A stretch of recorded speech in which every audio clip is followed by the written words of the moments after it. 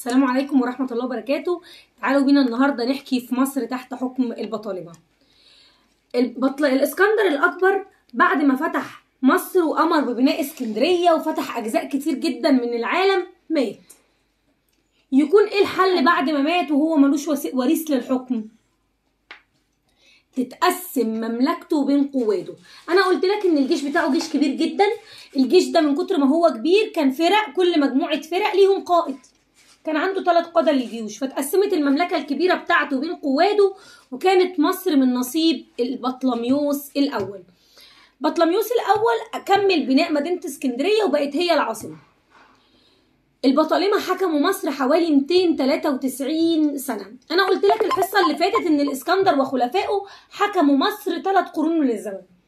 ده يقول لك إن الإسكندر الأكبر حكم مصر 7 سنين وبقية ال 300 سنة حكمهم البطالمة. ده يقول لنا 293 سنة البطالمة بيحكموا مصر. هل يا ترى كل الفترة دي البطالمة بقى قوة ويعملوا مشروعات في مصر وحاجات جامدة جدا؟ لا، للأسف لا. البطالمة فترة حكمهم في مصر مرحلتين. مرحلة ايه؟ قوة وازدهار. والمرحلة التانية مرحلة ضعف وانهيار. الله ينور عليكم. قوة وازدهار وضعف وانهيار. القوة والازدهار من بطليموس الأول لحد بطليموس الثالث. من بطليموس الأول لحد بطليموس الثالث. مهتمين بالعلم ومهتمين بالاقتصاد ومهتمين بالسياسة، كل نواحي البلد حاجة 100. المرحلة الثانية مرحلة الضعف والانهيار من بطليموس الثالث لحد كليوباترا السبعة. من بطليموس الرابع لحد كليوباترا السبعة. ايه اللي حصل؟ ايه اللي حول البطالمة بعد ما كانوا قويين ومسيطرين على التجارة والزراعة والصناعة والاقتصاد وعاملين عملة وعملوا حاجات 100؟ ازاي يبقى ضعف وانهيار وتيجي البلد تروح من ايديهم كده؟ هقول لك ايه اللي حصل. الحكام كانوا بيتخانقوا مع بعض، يبقى ضعف الملوك ونزاعهم على الحكم. كلمة نزاعهم على الحكم يعني بيتخانقوا مع بعض. ثورات المصريين بقوا يعملوا ضدهم ثورات عشان هما بيظلموا المصريين وبيفرضوا ضرايب. افرض ضرايب وانا مش مهتم بالزراعة والصناعة وما بدخلش فلوس للمصريين، ده يخليني معيش فلوس ادفع الضرايب. يبقى ظلم المصريين وفرض الضرايب خلى المصريين يعملوا قدامهم ثورات. يبقى انا كده خدت حاجتين: ضعف الملوك ونزاعهم على الحكم، وظلم المصريين وفرض الضرايب. رقم 3 روما بقى. روما بقت قوية واتدخلت في شؤون مصر. تدخل روما في شؤون مصر. تعال احكي لك على احوال البلد في عهد البطالمة، الحضارة بتاعت البطالمة. البطالمة اللي هم الاغريق دول لما جم عندنا مصر حبوا يعملوا ميكس كده، يمزجوا الحضارة المصرية مع الحضارة الإغريقية. تعالى نتكلم على الحضارة اللي نتجت ما بين البطالمة في مصر. البطالمة عملوا مزيج ما بين الحضارة المصرية والحضارة الإغريقية، بقى اسمها الحضارة الهيلينستية. اسمها ايه؟ الحضارة الهيلينستية. الحضارة الهيلينستية يعني ايه الحضارة الهيلينستية؟ مزيج ما بين الحضارة المصرية والإغريقية. البطالمة لو تفتكروا الإسكندر الأكبر، لما أنا قلت لكم الحصة اللي فاتت، الإسكندر الأكبر لما جه في مصر بنى اسكندرية عشان تكون مركز للحضارة الإغريقية. هو عايز يعمل مكان ينشر منه الحضارة بتاعته، واحنا طبعا مصريين جامدين جدا، أي حاجة بتجيلنا احنا بنمتصها ونحط الطابع المصري عليها. فطلعت في الاخر هي لا حضاره اغريقيه ولا حضاره مصريه، هي حضاره اسمها الحضاره الايه؟ الهيلينستيه. اسمها الحضاره الايه؟ الهيلينستيه. مزيج ما بين الحضاره المصريه والحضاره الاغريقيه.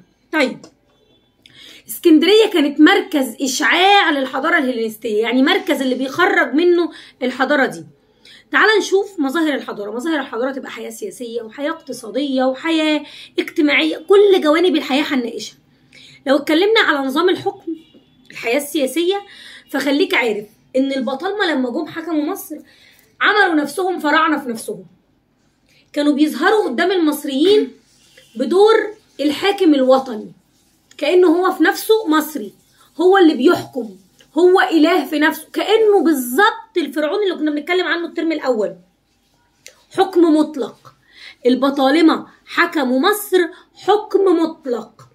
الملك البطلمي اعتبر نفسه فرعون، صاحب الرأي، صاحب الأرض، صاحب السلطة. يبقى حكم البطالمة المصري كان حكم مطلق. صاحب الحكم البطلمي كان حكم مطلق.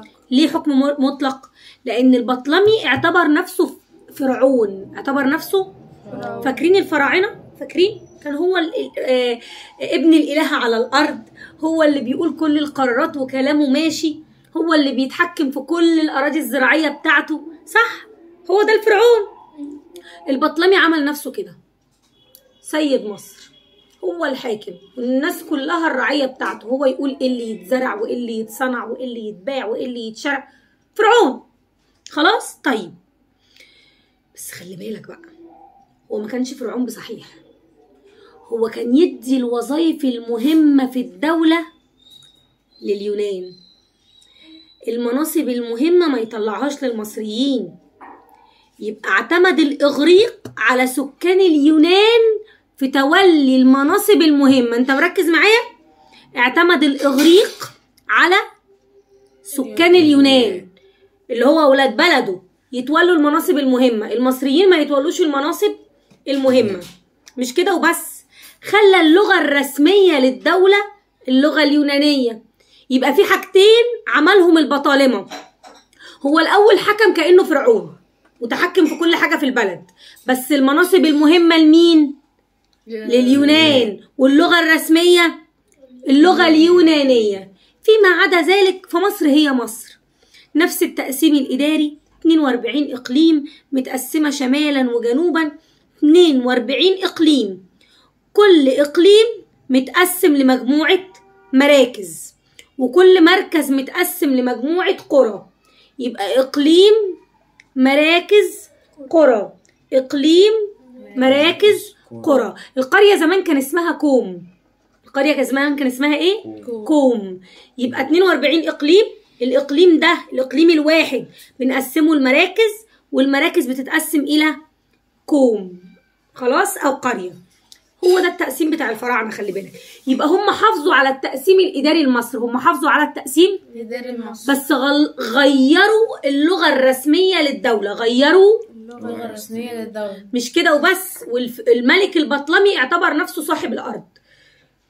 الملك البطلمي اعتبر نفسه صاحب الأرض. دي كده الحياة السياسية. تعالى نتكلم على الحياة الاجتماعية. ربنا سبحانه وتعالى على مر العصور في كل الدول بيقسم المجتمع طبقات، طبقة غنية وطبقة متوسطة وطبقة فقيرة، في كل حتة في الدنيا. زمان، دلوقتي، كمان 100 سنة هو كده.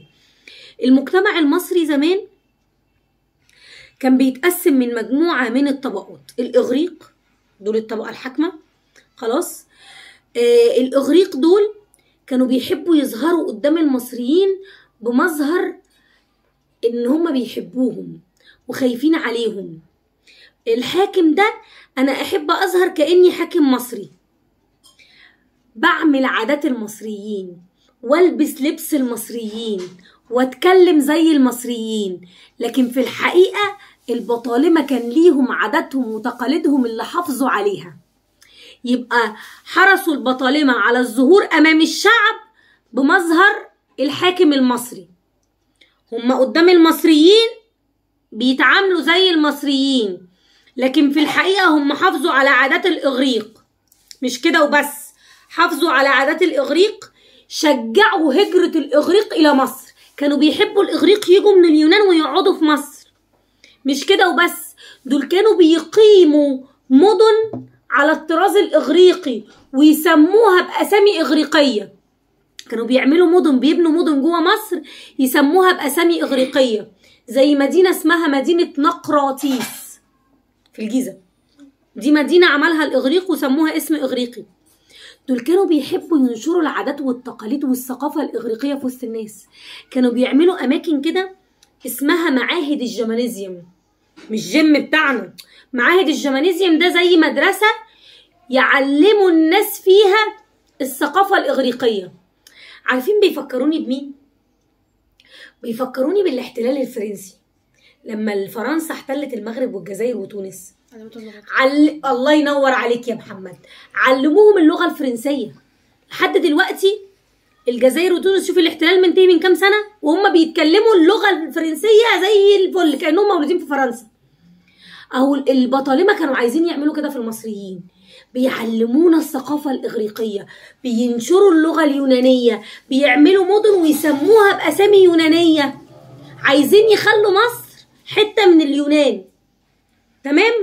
بس كان المزيج بتاعنا ايه بقى؟ حضاره هيلينستيه، احنا نأثر ما نتأثرش. فنتيجة تأثرهم بينا وحرصهم على إقامة معاهد ومدارس ويجيبوا الإغريق يعيشوا عندنا، كانت حضارة اسمها الحضارة الإيه؟ الهيلينستية. برافو يا فارس، الهيلينستية. الحضارة اسمها الحضارة الهيلينستية. طيب الأماكن اللي بتنشر الثقافة الإغريقية كان اسمها إيه؟ معاهد الجمانيزيوم. كان اسمها إيه؟ معاهد الجمانيزيوم. تمام، برافو عليكم. يبقى هم عملوا مدن سموها بأسامي إغريقية، شجعوا هجرة الإغريق لمصر، عملوا معاهد جمانيزيوم عشان ينشروا الثقافة الإغريقية في مصر. لكن قدام المصريين إحنا مصريين زيكم وبنلبس زيكم وبنتكلم زيكم. خلاص؟ تعالى ناخد الحياة الاقتصادية. الحياة الاقتصادية يعني زراعة وصناعة وتجارة. الحقيقة يا ولاد البطالمة الأوائل بتوع من بطليموس الأول لبطليموس الثالث كانوا بيهتموا بالزراعة وبيعملوا نظام ري جديد وبيدخلوا آلات زراعية جديدة. ده مش كده بس، ده دخلوا مصر محاصيل جديدة ما كانتش بتتزرع في مصر. يبقى البطالمة اهتموا بالزراعة والصناعة والتجارة. عملوا ايه بقى؟ من ناحية الزراعة حفروا ترع وأدخلوا أدوات ري جديدة وعملوا جسور ودخلوا محاصيل زراعية جديدة زي الزيتون والتفاح والرمان، وجابوا حيوانات من عندهم يربوها عندنا. تمام؟ يبقى اهتموا بالزراعة، شقوا الترع، حفروا القنوات، أقاموا الجسور، دخلوا أدوات زراعية جديدة، دخلوا محاصيل زراعية جديدة، جابوا حيوانات، استوردوا حيوانات. طب من ناحية الصناعة، الملك البطلمي كان محتكر الصناعة، هو اللي يؤمر المصانع تصنع ايه، هو اللي متحكم في كل الصناعة، زي صناعة الزيوت، صناعة المنسوجات. بس سابوا لبعض الأفراد الصناعات الصوفية. يعني في صناعات بسيطة هم شافوها ملهاش قيمة قوي فسابوها للأشخاص يتحكموا فيها. لكن صناعة الكتان، صناعة المنسوجات كلها، صناعة الزيوت، صناعة الورق، صناعة العطور، صناعة الحلي، كانوا هم المتحكمين فيها. الملك البطلمي كان بيتحكم في ايه يا مريم؟ صناعة الزيوت، صناعة الكتان، ورق، زجاج، عطور وحلي. زيوت، كتان، ورق، زجاج، عطور وحلي. تاني، زيوت، كتان، ورق، زجاج، عطور وحلي. الورق والزجاج والعطور والحلي اكتر صناعات ازدهرت. ورق، زجاج، عطور وحلي، ورق، زجاج، عطور وحلي، ورق، زجاج، عطور وحلي، ورق، زجاج، عطور وحلي. طيب حلو الكلام. بالنسبة للتجارة بقى عملوا نظام ما يخرش المية، فلوس بقى. بصي بيقلبوا الناس في الفلوس، وحاجة جميلة قوي، راقبوا الأسواق. مش حاجة تتباع كده وتخم في الميزان وأي حاجة تتباع، مراقبة الأسواق. فرضوا الرقابة على الأسواق. لو حد جايب بضاعة من بره مصر ويدخلها مصر يفرض عليه رسوم. عارفين نظام الجمارك بتاعنا ده؟ هم كانوا عاملينه من زمان. فرضوا رسوم على التجارة الخارجية وعملوا عملة معدنية من الذهب والفضة عشان يسهلوا التجارة. هم ليه عملوا عملة اسمها صك العملة؟ صك العملة يعني عملوا، عارف الكوين، العملة المعدن، ان هي تتختم كده وتتحفر عليها، دي اسمها صك العملة. خلاص؟ يبقى هم صكوا العملة لتسهيل التجارة الداخلية والخارجية، لتسهيل التجارة. يبقى راقبوا الأسواق، فرضوا رسوم على التجارة الخارجية، راقبوا فرضوا رسوم على التجارة الخارجية، واستخدموا العملات، استخدموا عملات. ده كده بالنسبة للحياة الاقتصادية. طب خليني أسألكم كده، شوف انتم مركزين معايا ولا لا. بالنسبة للحياة الاجتماعية، البطالمة عملوا ايه في الحياة الاجتماعية؟ هما كان في تناقض. يعني خليني أسألك السؤال بشكل حلو، لأن أنا برضو كده سألت السؤال ملوش أي معنى. كان هناك تناقض في حياة البطالمة الاجتماعية. اتفضل. أنهم كانوا يلبسون ويتكلمون مصريين ولكن كانوا يعطون الولاء للسكان الرومان. حلو. هو انت حلو بس مش عارف تبقى. اجابة السؤال يا محمد ان البطالمة ظهروا امام الشعب المصري بالمظهر الوطني. ظهروا امام الشعب بالمظهر بالوطن، لكنهم شجعوا هجرة الاغريق، بنوا معاهد جمانيزيوم، بنوا مدن تحمل اسماء اغريقية. طيب تعالى ناخد بقى. طب ممكن اسألك سؤال؟ دلل ازدهرت التجارة في عهد البطالمة، بما تفسر ازدهار التجارة في عهد البطالمة. هي التجارة ازدهرت ليه؟ عشان هما كانوا بيستخدموا ثواني يا علي، كانوا بيعملوا ايه؟ هم عملوا ايه؟ هم عملوا عملة وراقبوا الأسواق وفرضوا رسوم على التجارة. عملوا عملة وراقبوا الأسواق وفرضوا رسوم على التجارة الخارجية. عملة وراقبوا الأسواق وفرضوا رسوم على التجارة خارجية. تعال نشوف الحياة الثقافية. الحياة الثقافية بقى دي حاجة آخر عظمة، وحاجات انتوا شايفينها بعينيكم. عارف مكتبة اسكندرية؟ طب عارف جامعة اسكندرية؟ عارف مين اللي بنى مكتبة اسكندرية وجامعة اسكندرية؟ مريم اللي هتقول. مين اللي بنى مكتبة اسكندرية وجامعة اسكندرية؟ لا مش الاسكندر. مين؟ عارفين. أو النعمة، المفروض ان انتوا عارفين. نسينا. ما هم كلهم اغريق. انت بتتذاكى عليا؟ بطليموس الثاني؟ بطليموس الأول. بطليموس الأول. بطليموس الأول هو اللي بنى مكتبة اسكندرية وكمان جامعة الاسكندرية. تعال أقول لك الحكاية. البطالمة حرصوا على نشر الثقافة، كانوا عايزين يعلموا الناس كلها. البطالمة كانوا داخلين عايزين يخلوا مصر دي كأنها حتة من الإغريق، وبعدين يثبتوا وجودهم بقى. ما أنا قلت لك الناس بتوع التاريخ دول بيحبوا يخلدوا أساميهم بأعمالهم. يعني أنا إزاي أفضل موجود حتى بعد ما أموت؟ أفضل موجود بعد ما أموت بالحاجات الحلوة اللي أنا بعملها، بالمباني، بالأعمال، بالكتب، بالمؤلفات. هي دي كانت دماغهم. أنا إزاي أفضل موجود طول الوقت والأجيال اللي بعدي وأحفادي وأحفاد أحفادي يفتكروني بالأعمال الكويسة اللي أنا هعملها. ودي أكتر حاجة ممكن تستفيدها من التاريخ. الناس اللي ماتت بقالها آلاف السنين وإحنا لسه بنقول عليه ده راجل عظمة. تحتمس التالت ده كان راجل دماغ جبارة. بطليموس الأول ده كان عايز يخلي مصر بلد مفيش بعد كده. ليه إحنا لغاية دلوقتي بنفتكر الناس دي؟ عشان أعمالهم. فأنت كمان تعمل حاجات حلوة عشان الناس بعد كده تفتكرك وتقول ده عمل وعمل وعمل، ده كان راجل مفيش زيه. خلاص نرجع بقى لموضوعنا. البطالمة كانوا عايزين يعملوا مصر نهضة ثقافية، عايزين يخلوا في مصر حاجات مش موجودة في أي حتة. ده عشانهم برضو، ما هم حكام مصر وهيستفيدوا والخير هيرجع لهم هم كمان. عملوا ايه بقى؟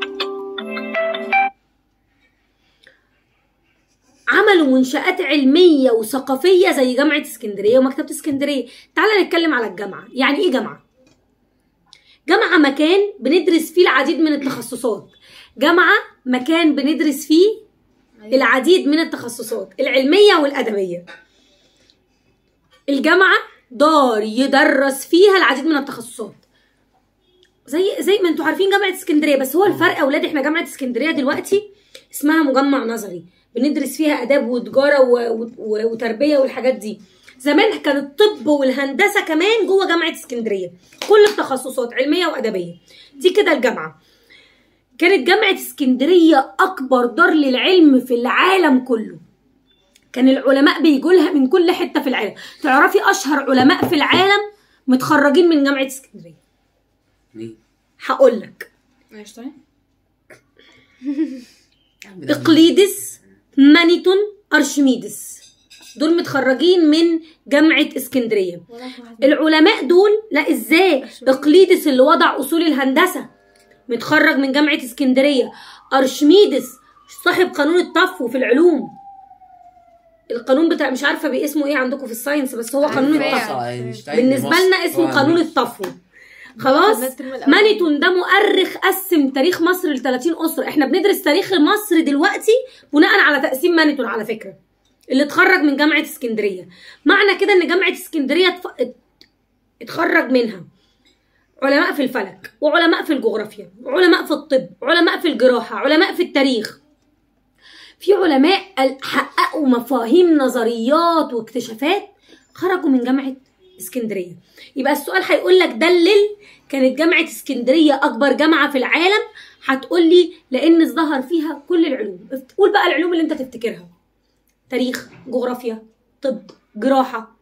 أشهر العلماء لازم نحفظ أساميهم: إقليدس هندسة، إقليدس هندسة. قول تاني: إقليدس هندسة. إقليدس هندسة. إقليدس هندسة. إقليدس هندسة. تاني. هندسة.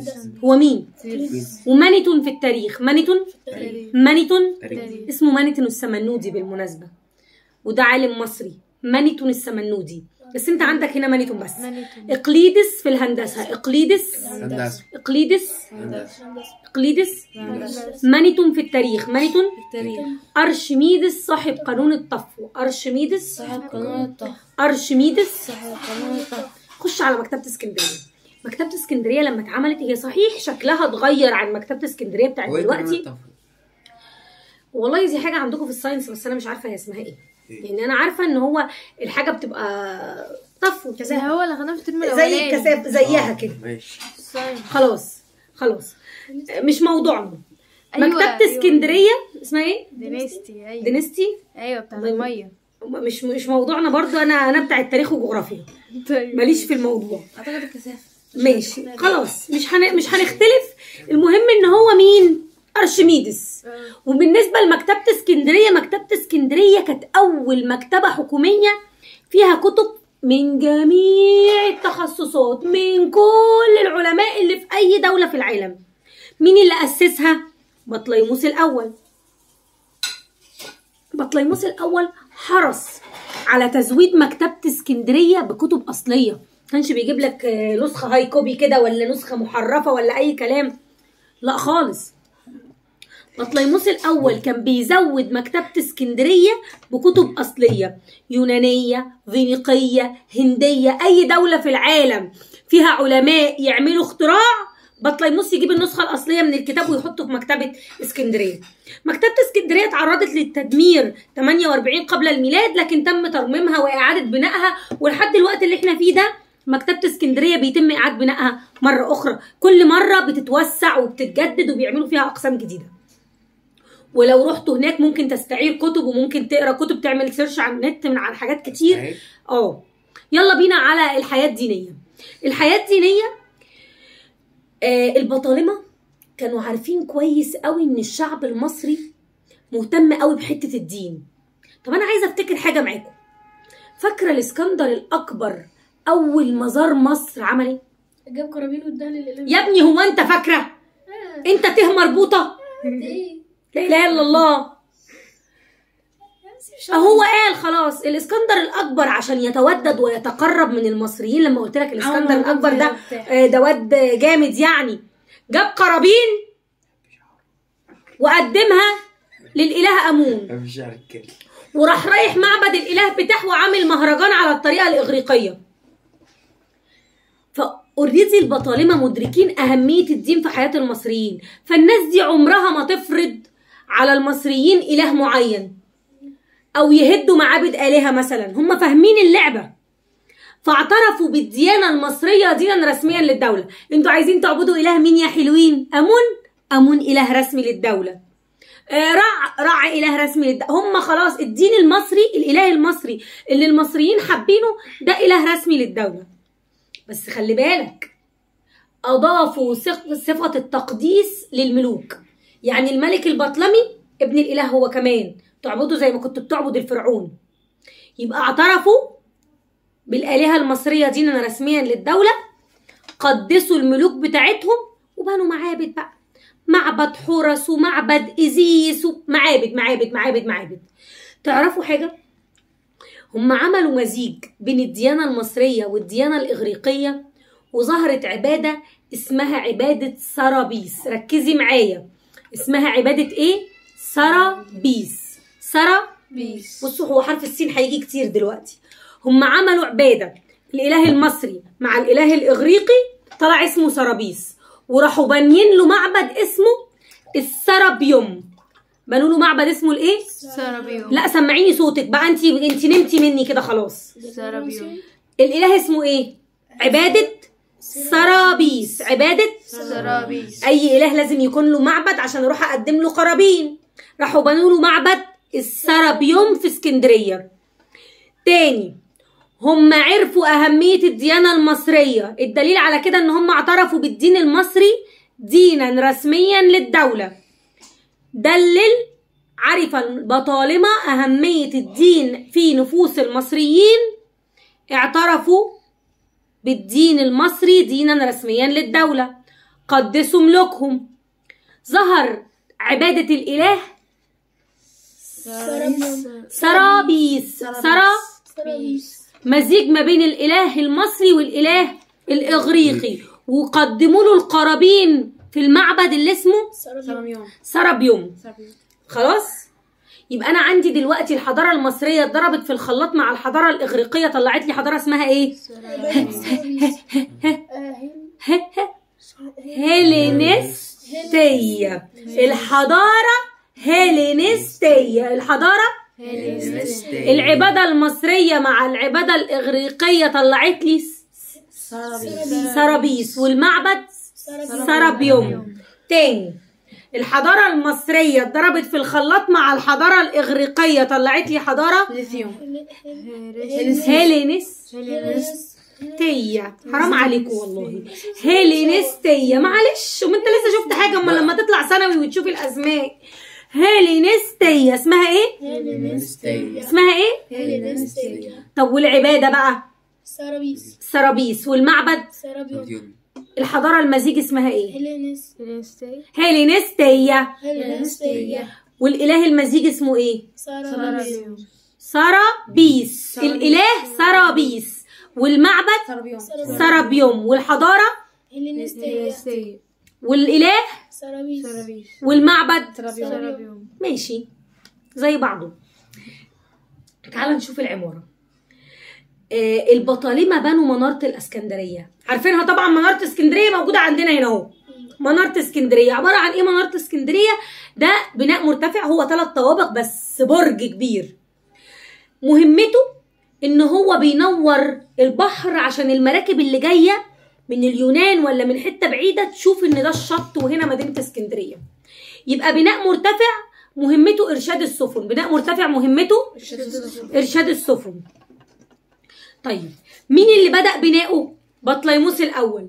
مين اللي أنهى بناؤه يا علي؟ بطليموس الثالث. يعني قعدوا يبنوا فيه من بطليموس الأول لحد بطليموس تاني. معنى كلمة منارة بناء مرتفع. معنى كلمة منارة بناء مرتفع، بيتألف من عدة طوابق، مهمته إرشاد السفن. بناء مرتفع من عدة طوابق لإرشاد السفن. اللي بدأ بناؤه بطليموس الأول، واللي أنهى بناؤه بطليموس الثالث. طيب، هو 3 طوابق 120 متر، مهمته إرشاد السفن. الله ينور عليك. تعالى نسأل بعض شوية أسئلة. احنا كده خلصنا على فكرة.